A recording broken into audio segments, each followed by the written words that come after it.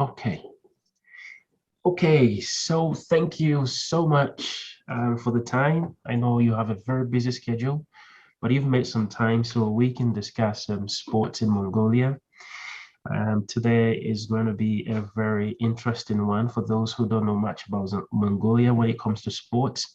I have with me a friend, a colleague, an astute Mongolian sports personality who will be sharing with us details of sports, what it looks like in Mongolia.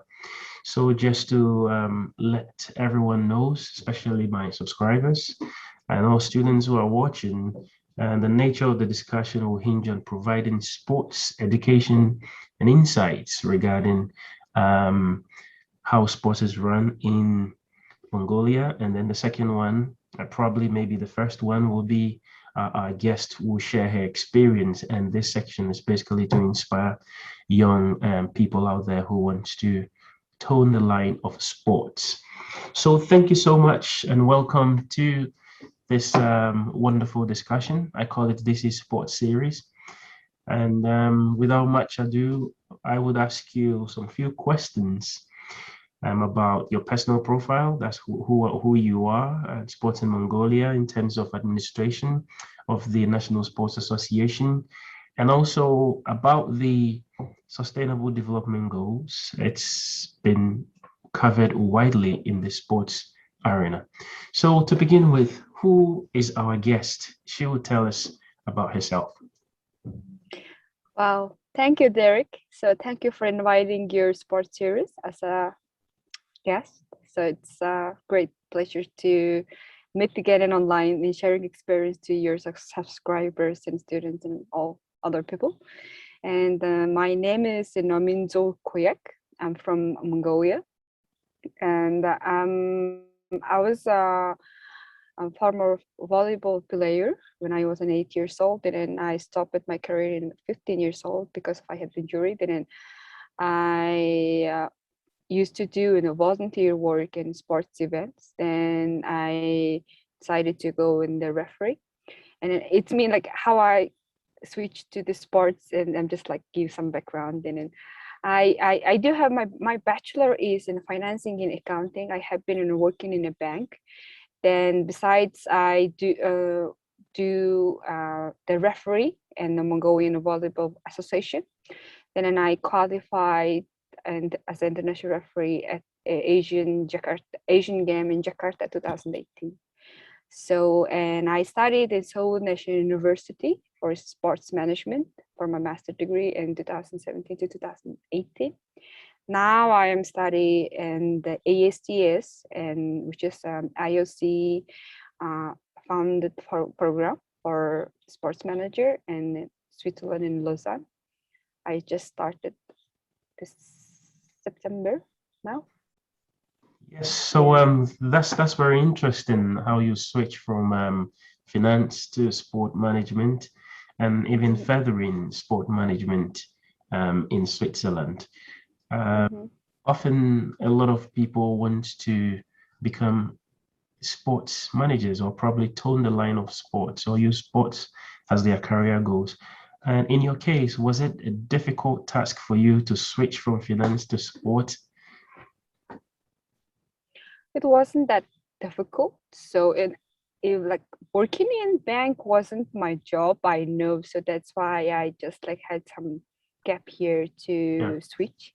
So it took some time. So of course it was pretty challenging to prepare myself to like researching my market in sports market. Then it took I think myself equipping the knowledge through the sports management. It took time, but also same time it was fun. So and switching career is like just took time, that's all. So then sports is my passion, so like always I'm just flowing by myself to Yeah. like learning a new thing is like my dessert. I like it. So yeah. Yeah. Then studying SNU in Seoul National University equipped me very well, I guess. So we had a lot of experience we earned from there. So Yeah. But the thing is, many people have this difficulty, and I've spoken with quite a number of people who switched from journalism to sports, from chemistry to sports. At what point did you realize that this is it? I'm done with banking or finance, and I want to move to sport. It basically starts from when I do my referee. So when I do my referee, I realized Mongolia doesn't have enough sports manager to this solve this all of issue they faced in sports in Mongolia. Yeah, So then okay, so I really want to contribute myself to create some value, yeah, And then okay, then I should study it and I should educate myself. And then I decided to go in school. yeah. And then finally, I think, and I was just checking through the internet, I realized you started a program in Mongolia. I think where you want to educate people about sports. I stand to be corrected, but you can tell me more. I saw this where you were interviewed by the Mongolian national television, and you were talking about something new you bring into the Mongolia sports fraternity. Can you share a little bit about it? Thank you for asking this question. So I'm so happy to give the answer. And then that was an athlete leadership program. Athlete Yeah, leadership program is like mainly focused on to the education program for elite athlete yeah, to prepare the career transition. Because okay, elite athletes, so they have like a lot of challenge they faced when they shift their career from athlete yeah, to professional career. So they must be prepared in prior to move and shift. And then they could be balancing the life in the sport, yeah, so that when they earn their own knowledge to managing all the time, all of the education in sports that they can do in career at the same time as well. yeah, Then we just designing this athlete leadership program for elite athletes to prepare the career transition for Mongolian athletes who competing in national league and international competitions and Olympic and world champion as well. yeah, So it starts from last year. We organized it and virtually in the first time, and this year we luckily organized in the classroom in offline. So far we have more than 30 alumni, including Olympians. yeah. So yeah, The success so far, I can imagine. Yeah, it's just same as like IOC Athletic and 365 kind of yeah. stuff. Yeah. Yeah, so I think we can go deep into your exploits in sports, but that will shift a little of our attention from Mongolia sports. And my next question is, what would be your advice to young people who wants to become sports leaders or sports managers if you are asked such a question? How would you Mm. motivate them, or what would you tell them? What should they do? Yeah, it's like okay. Like of course the with the he or she does have like own passion in sport. Yeah, It's the main driven to your like help you to the your goal.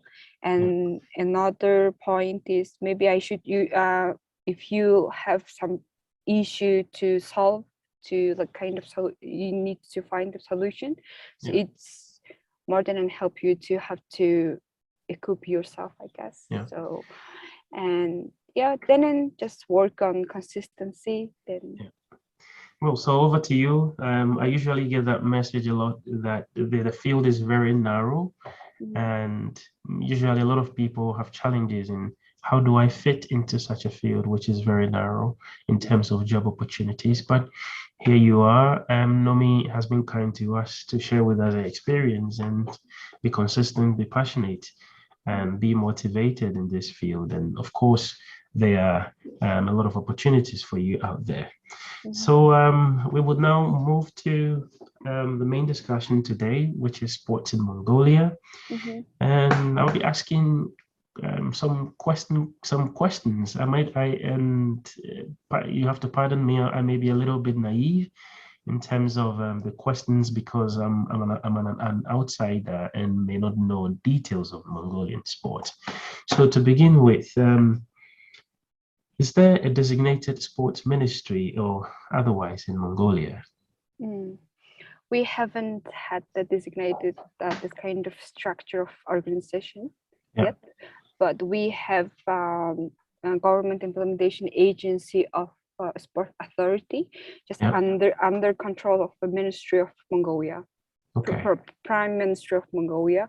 So this implementation agency controlling local provinces to providing the all sports activity to the people. There are also days designing and running the sports policy and developing all sports program. And besides, we have a National Olympic Committee. So they are the same level of organizations. So they work just cooperating the Olympic Games and together, and otherwise they work like Yeah. their own purpose to serving the community. Yeah. So how if that's fair enough, there's no sports ministry, but however, there is like a sports agency or department under the Prime Minister's office, as you said. And how do the structures look like in Mongolia? How do from the sports department section, do you have the sports department and then you have the provinces and then you have districts? Can you share with us how that looked like in terms of the structure? Okay, Mongolian government designed the sports policy, redesigned the sports policy in 2017. They have two phases of sports sub-programs to improve the sports development. So in terms of this sports policy, they designed their organization internal structure for department, and the two departments mainly focusing on elite athletes in the professional sports, and two departments mainly focusing on and sports for all, and including in home resource. And the Mongolia have 21 provinces. So each provinces have a sub organization of this implementation agency. They're like running their own programs under this organization. So we have and we have just 3 million people we have in Mongolia, but half of population living in Ulaanbaatar, in the capital city. Then in capital city have a lot of main organization and of sports companies or sports associations. So then they are like controlling under this implementation agency of any sport authority, and they just running this all sports program designed by these two phases of sports policy sub programs. Okay, yeah. So I think that's well explained. You used the word control, but I'll still ask that question. Like, in terms of are the structures that you just mentioned, are they autonomous, or they work within the directions of the Prime Minister or the Sports Department? Are they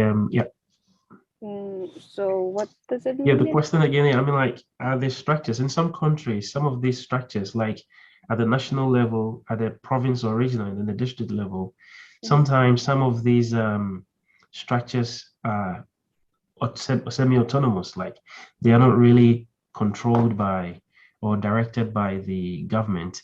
And in some countries, some of them have to take directions from government. What is the situation in Mongolia? Do those structures you mentioned at the province and then at the sub-province level, do they do their own programs or they have to work within the framework of government? As I know, as I work on the sports policy assessment, so they all direction comes from the Ministry of Prime Ministry of Mongolia, and they implement the vision of 2050, and then they design the sub programs, and all provinces and all major organizations follow this mission. The structure, yeah. Yeah, so that's how it is in some countries. Yeah, you mentioned about the sports policy, and that's very intriguing because my research has been in that area, and I'm fascinated about many countries' sports policies, how they function and how they work. In the case of Mongolia, what is the objective of the sports policy? And by that, I mean, to the objective focus on social value of sports. I think you mentioned sports for all earlier on, or Mm. they focused on elite sports and development, or better still, is it a blend of both? You can throw more lights on this. In terms of sports policy of Mongolia, the basically focused on sports for all, most Yeah. likely, and the small part of policy more than focusing on financing Mm, and elite athletes. yeah. Then Ministry Implementation Agency of Sports Authority, they itself they have a national team. They're running a national team. Yeah. We have an 22 national team sports they selected, Yeah. and then they give a salary to as a employee as athlete to providing all national team athlete trainings. So policy mainly focusing on sports for all and have to develop in all across Mongolia. And second objective focusing on elite athletes and more than a national team have to improve, and what's the strategy, what's the objectives. Then also they through this policy they're also providing management instruction to sports federations. Yeah. And the last objective more than focusing on sports foundation, they have an Olympic foundation, but it's not it's apart from an Olympic committee. It's only for Olympic Games foundation, so and financing by themselves. Yeah. Yeah. That's very Policy, interesting. policy Yeah. just like that. Yeah, not too sophisticated that Yeah. developing country just be like improving year by year. Yeah. It's also interesting to know that athletes do fall on the government payroll. I think there was one country like that. I had an interview with somebody who also said that they do also pay, especially the elite athletes, those who represent the country in the Olympic Games on government payroll. And that's very interesting. I think it was Philippines. I think so. Yeah. Mm-hmm. Mm-hmm. So, I mean, just to move on, like many countries, you can tell me in Mm-hmm. Mongolia, do the policy favor one particular sport, or is there a national sport that Mongolia is noted for? We have the four top sports Yeah. as we like they like achieve the best how to say there's the 22 sports that's selected as a national team for preparing for championship and Yeah. Olympic game and continental championships. Then the four one, which is in judo and wrestling and boxing, what else? Shooting. This Shooting, yeah. I like how you this said that. Shooting. I just like get it. And then Yeah. this four sports are top sports that we met the medals from in Olympic game. Hmm. Then also they have more in revenue contribution from the government as well. Okay. And rest of the sports federation that's selected for us a national team, they also Hmm. have like a certain percentage of the revenue. I mean, like contribution from government to themselves, their team. And lately, we are more than focusing on team sports and 3x3 basketball and tennis and football. And most popular sports in Mongolia is in volleyball and basketball and football. And lately, they improved very well just because they built their infrastructure supported by FIFA. So that's why they very quick extended their operations. And also we have traditional sports. We said Iring Gurunatam. It's like three sports in there, and racing, horse racing, and archery, and main one is wrestling, traditional wrestling. It's like Yeah. half naked wrestlers. Yeah. Yeah. Is it more like judo in Japan? Or it's different? I wouldn't say same, but yeah, it's There are some totally different. similarities, I guess. Yeah, Oh, totally different. Okay. totally different. Yeah, but I mean, I want to put you on the spot here. Like, what is Mongolia known for in terms of sport? What would somebody say? Oh, this is what Mongolia is known for. Like you say, Brazil football. Mm-hmm. You say Pakistan. You know, it's how do we call it? Cricket. Mm-hmm. So, which one would you say Mongolia is well known for in terms of We global sports? very we very good at judo. Judo. Oh, Yeah. great. Judo is our signature sport, I would say. So we do have a lot of resources, a lot of coaches, a lot of good athletes, Hmm. and in our national team. Yeah. And judo and wrestling. Okay. Well, you make a statement earlier on that government provides revenue contribution, not only revenue contribution, but also sport funding so far as Mongolia is concerned.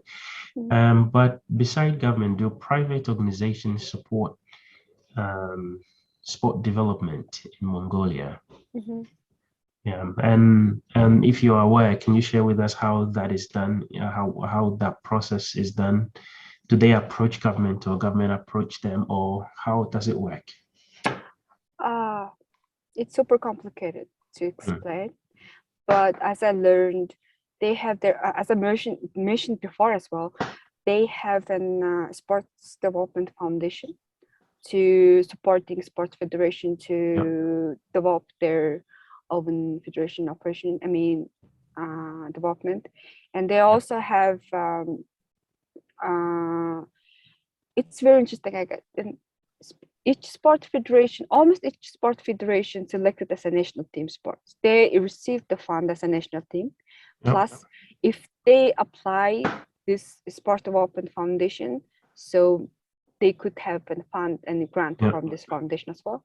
And also they financing by themselves as a sponsor Okay, or like private public companies. yeah. I think you've answered my next question, but in this case, with regards to private companies, that's the business sector, Mhm. corporate Mongolia. I mean, do they in a way also fund sporting activities? It's sometimes it's have to say it's uh, of course they do have a fund for social Yes. responsibility, but they also do have a fund budget from it as a marketing side. Yeah. Then they spend the sport as a marketing tool Hmm. and as a social responsibility in a mix. Yeah. And some of sport business owners have their own interest too in sports. They just built up their interest through the sports. Yeah. And some of a group of people, they like created a union, then they develop sports as a association. Okay. So we have several types of funding way in private system and Yeah. apart from government. So they do have an own business. They just build running the sports activity by their sports interest. So lately 3x3 in Mongolian basketball growing very fast because of the sponsored by in Mongolian leading mining company, energy Hmm. resources. So Mongolia is mining country. So in our economy running by mining, and the second market is agriculture, but it's not to develop at all. Revenues not cannot comparing in mining. So Yeah. mining company are like they're mostly in supporting sports and little they are mostly like to focusing on traditional sports because of the local reputation they want to build. Yeah. But some of the company who have an own culture and governance, they are more than spending money for future means the sport can develop in Mongolia. That's why the energy resource of Mongolia spent the money for 3x3 in basketball, and Okay. our women's team participated Tokyo 2020. Hmm. This is highlight of sports in Mongolia and literally, I guess I would say. That's interesting. The blend of the private sector and then the government to Mm, make this work is very interesting. mhm, Um, regarding to now let's shift a little bit to the national sports federations. mhm. Uh, with regarding to that, with whom do they hold allegiance? Given the fact that you mentioned that the national sports, the government has a national sports fund with which national sports associations or federations have to apply for, and they do get that funding. So, with whom do they hold allegiance? Do they hold allegiance more to the government of Mongolia or to the international sports federations? They're more than close with international federations and National Hmm. Olympic Committee. Yeah, I would Yeah, say. Yeah. and I hope and how does it work in some countries? They've found ways of trying to balance it, and in some countries, when government maybe because we give funding to the associations, Mhm, sometimes we have to know what is happening there. We have to know their management system and mhm. all that. Is that the case in Mongolia? I hope governments do not intervene or interfere in the programs of the national sports federations. How does it work? Honestly, our systems are like couldn't provide it couldn't provide it the full of support to the sports federation Yeah, from from government side. government. Okay. Yeah, and Olympic Committee, National Olympic Committee, yeah, they trying to provide all of education program to Okay. sports federation as an education side, and strengthening, empowering them, Yeah. and government is more than and supporting by financing or like in kind support in venue or etc. Yeah. So what is the question? Sorry. Yeah. So the question is when government provide them with the funds, Mm-hmm. um I hope they don't and when government provide them with the funds, how do the national sports federations see it? Do they see it as something good? Or sometimes do they think because government provides them the funds, sometimes they tell them what to do? Mm-hmm. Is that the case in Mongolia? Because in other countries, when governments come into the national sports federations, then they see it as government trying to tell them what to do. Mm-hmm. Yeah, So, and our sport federations are just mm, I think they're super active, yeah, but they do have a very limited financial resources. mm, That's why their activities are limited. As I observe, yeah, they do have plenty of plan to participate tons of competition in continental and international and world championship. yeah, They also want to extend their operation internally and locally, but they all limited by financial resources. And okay, also we also have we also have issue in terms of governance, because of when we talk about financing, it's always related to the governance issue in sports, and lately also in sports and in Mongolia have very little experience in sports and governance. So mm, now we need to focus on sports governance. Otherwise, so we couldn't do as we yeah, want, I guess. Yeah. Yeah, I think our government still have a pool to distribute in sports sector, but we don't have enough governance and transparency. So that's why they have some little gap to yeah, distribute yeah. to sports sector, I guess. Yeah. And the next question may sound a little bit intriguing, but Mm. so do the national sports federations, as you've observed, see government as somebody who supports them or as somebody or as a threat to their management systems? As a national The sports national federation. sports federation see government, do they see government as government coming, do they see government as a supporter of their programs or as a threat of their programs? Oh, we unfortunately we don't have this kind of program for Okay. sports federations Yeah. so far. So, Yeah. so which means that they see government as somebody who supports their competitions, and when they are going for competition, government supports them with funds and all that. Um, as on this point, so that as I mentioned before, there is a selected team as a national team, right? Yeah. 22 sports. They do have a budget to Okay. when they go into the international competition. The rest of sports federations, they don't have any budget if they really want to go in and abroad. So they need to raise the fund by themselves.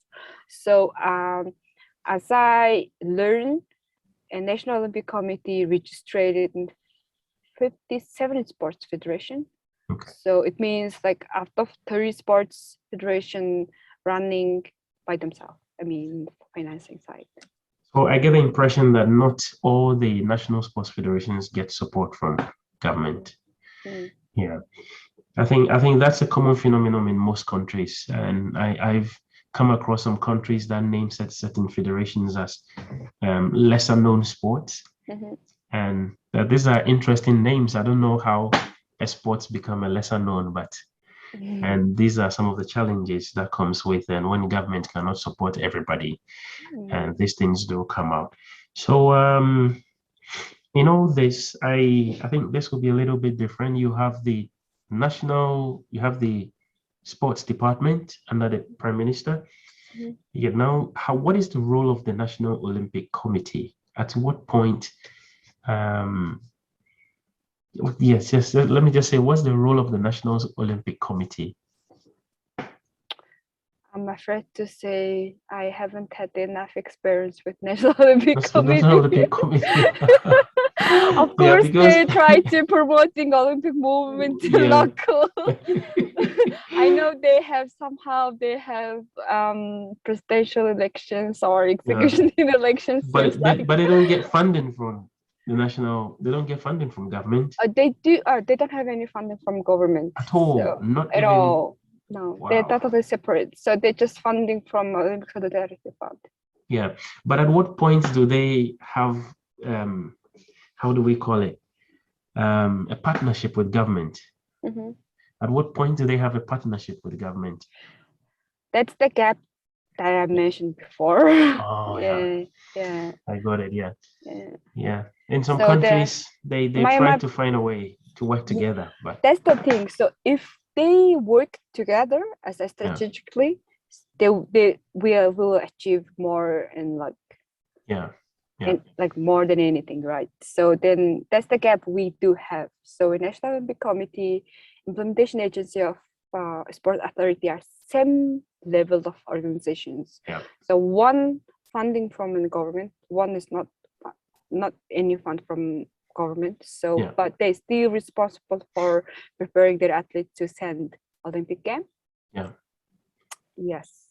Yeah, that's interesting. I mean, that's in Korea, Mm-hmm. and I think also in Norway and maybe some countries, the Mm-hmm. National Olympic and Paralympic Committee sometimes don't represent the interest of government when it comes to these competitions, Mm-hmm. and there is always a kind of relationship that exists between them during the Olympic Games. But I mean, like I said, every country has a different system of running sports, and I think this is why this discussion is very important for us to understand various insights in different countries and how they operate. So on that note, we'll be moving to the very final one of it, which is the Sustainable Development Goals. And we won't take much time over there. But my question over here is, has the sports sector, and by sports sector, I mean both private and government sector, how have they considered the Sustainable Development Goals, given that it's been supported by the United Nations and various unions and commissions around the globe? Yeah. Oh, Mongolian government and especially in previous president of Mongolia very strongly consider on SDGs. Yeah. So and they and under the president of Mongolia, they established sports management company. Yeah. to organize sports events. Yeah. Then they announced their signature event going to Green Game to promote SDG through the sport to youth people. So they will be held in 2050 because of they postponed due to the pandemic situation. Originally they organized last year, but the pandemic it's postponed then, and they will organize in 2015 in Green Game among in Asian and youth Yeah. and East Asian or South, I think it's East Asian Yeah. youth game or in terms of promoting SDGs. So it means so in Mongolia in sports sector strongly consider about the how to contribute their contribution and SDG promotion, you know, and through the sports. Yeah. They trying hard. To get it done. Yes. So it looks like every country is taking some strides when it comes to the SDG and sports. And so I want to ask you this question. You know about the SDGs, you've heard about it, you've read about it. In your own estimation, do you think sport can play a role to ensure sustainable development or sustainable outcomes? Yeah, sports they themselves have the power to play the main role in SDG, I guess. Yeah. Yeah, especially for Is youth people. is there an objective answer, or you said that, or it's you're very sure? As Because you best said, I guess, that's why I was wondering. best of my experience Yeah. so far, I been working with youth people the last 2 years, maybe three Yes. years, and every single project promoting in SDGs to delivering SDG and goals and visions and missions to young people, it was very efficient. Yeah. So young people, through the young people, they changed very positively, very fast, and delivering a positive message to the society is very effective way, as I assume. So then I think sport itself have the power to play a main role in to promote sustainable development goals. Yeah. That's why I used to the playing the leading role in SDG, I In that, guess. yeah. Yeah. Yes. So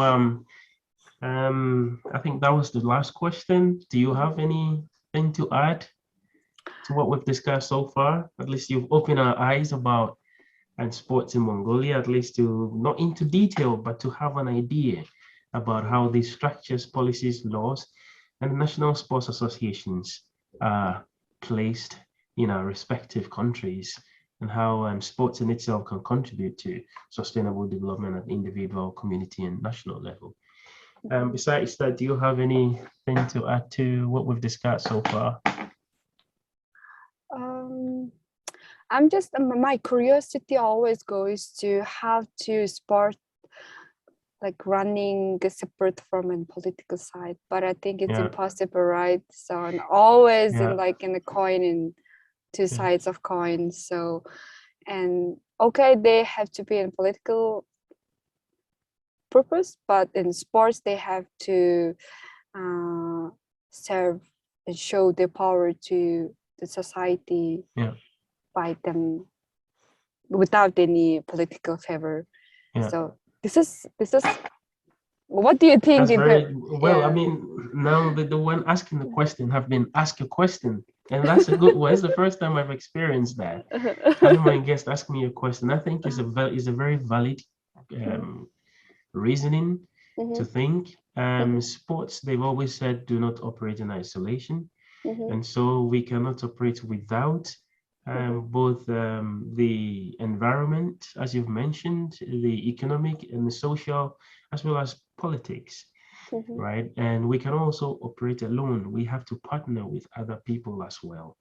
So the political side becomes very interesting because all these four dimensions I mentioned, partnership, environmental, social, economic, and I think the politics as well, they interlink, right? They are interconnected, and it will be very difficult to take one out. Because let's take politics, for instance. They play a major role in funding.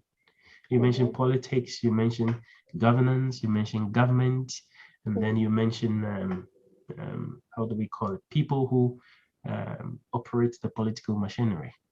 And they fund our program. So it will be a little bit tricky to decouple sports from these things I've mentioned. But having said that, I think if we continuously say that sports has a social good, sports is a public good, then we have to find ways to regulate sports in such a way that political interference would not be tolerated. There could be interventions, right, to make the sports sector a very cogent and a very functional sector. But once there are constant interference, then it's kind of like the whole system is breached. So I think interference should be reduced. There should be more interventions to improve the sports milieu. So in a nutshell, that's what I would say. And as you know, it depends on the kind of people you also put in the sports sector. Who are the leaders? Are they well educated? Are they well informed? Do they understand the sector very well? Or we are planting politically motivated individuals over there. And when it happens that way, it's a recipe for disaster. So basically, that's my question. Do you have more? I think yeah, I think I'm fine. I'm like, you're fine with it. Okay. Yeah. Well, in that case, I want to thank you so much for your time. I know you have a busy schedule in Lausanne, Switzerland, where you're currently taking the advanced sport management. What is the name again? Sometimes ASTS. ASTS, but the name of the qualification. Qualification. Okay, let me say. I think it's what advanced sports management. Technology of an administration, sports technology. Yeah. Otherwise, we could look at it later. And just to remind my viewers again, I just spoke with Nominzul Knuyag. I hope I pronounced it correctly. And currently, she studied in sports management masters in Seoul National University, and currently in Lausanne, where she's studying the advanced sports management, also masters.